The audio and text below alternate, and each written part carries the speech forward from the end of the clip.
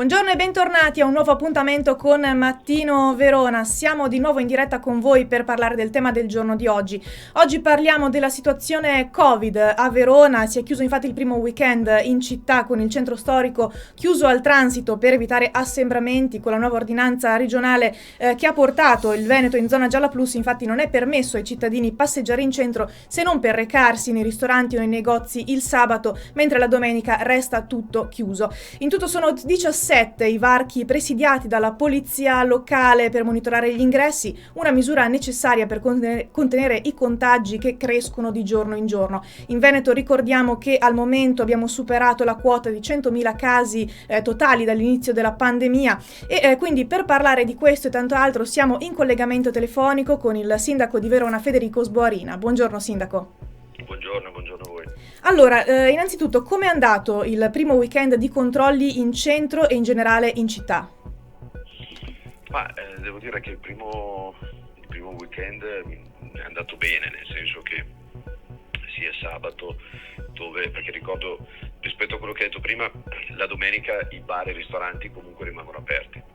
Ok. Devo dire che sabato ci sono state persone, c'è stata gente, ovviamente non così come capita di solito in un sabato normale. Ieri evidentemente ce n'era ancora di meno perché essendo chiusi tutti i negozi, essendo aperti solo i bar e i ristoranti c'era meno gente. Noi abbiamo fatto un presidio in cui 17 varchi di accesso, in realtà le disposizioni erano che fosse più un presidio informativo, cioè per comunicare alle persone che si avvicinavano verso il centro che appunto la semplice passeggiata non era possibile, mentre invece chi si recava in un ristorante o al bar o doveva fare acquisti in un negozio nella giornata di sabato poteva andare, quindi è stato più una presenza che nel caso in cui ci fosse stato bisogno, ci fosse stata veramente tanta gente che andava verso il centro, allora avrebbe avuto una funzione anche non dico di blocco, ma insomma di maggior controllo, ma visti che i numeri erano assolutamente numeri diciamo tollerabili rispetto a quella che è la dimensione della nostra città antica, questa è stata la funzione. Devo dire che è andato tutto bene, anche e soprattutto perché al di là delle ordinanze chi ha risposto ovviamente sono stati i cittadini, che rispetto magari alle scorse settimane sono stati più attenti a frequentare quelle piazze, quelle strade o anche quei luoghi in giro per la città, ma devo dire anche per la provincia dove si creavano maggiori affollamenti. Ecco, Zaia la settimana scorsa si è detto preoccupato per Verona per i contagi. In Veneto, come abbiamo detto all'inizio, si è arrivati a quota 100.000 casi totali dall'inizio della pandemia. Qual è la situazione a Verona?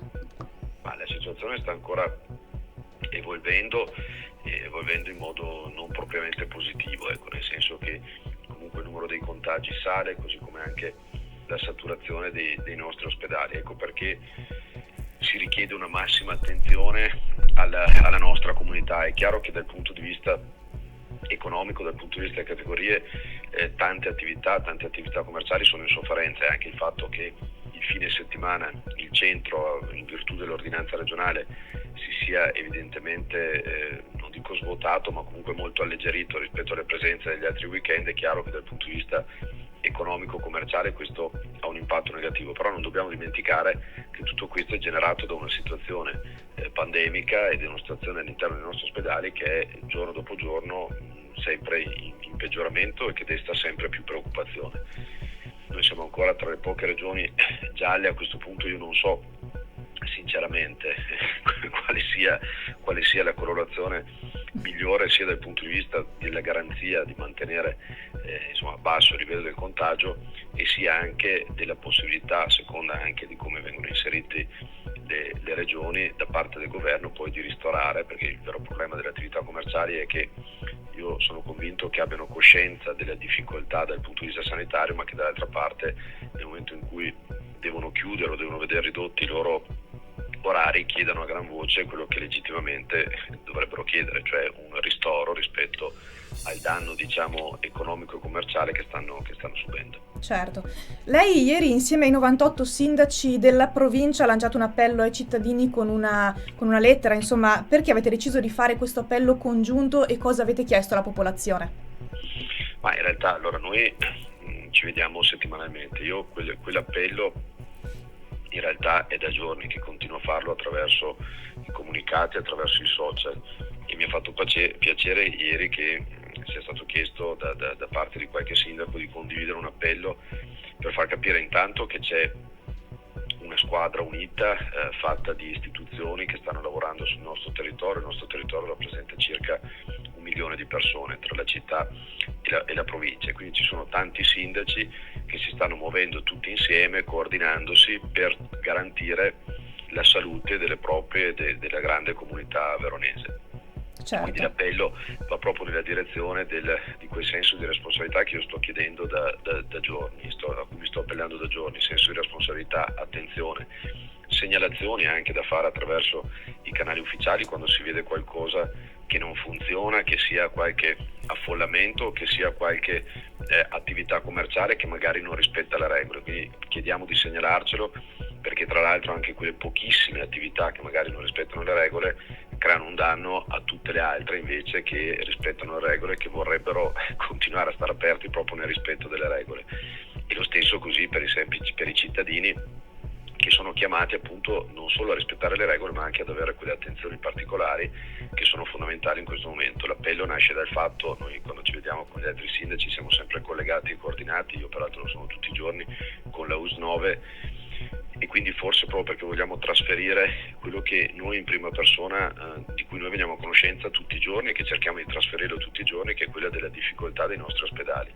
Ecco, forse c'è ancora qualcuno che non ha preso ben coscienza della situazione difficile che stanno vivendo i nostri ospedali, che stanno vivendo i nostri malati. Quindi l'appello di ieri era proprio per far prendere coscienza a più persone possibili che la situazione è complicata e che quindi abbiamo bisogno di tutti, della responsabilità e dell'attenzione da parte di ogni singolo cittadino.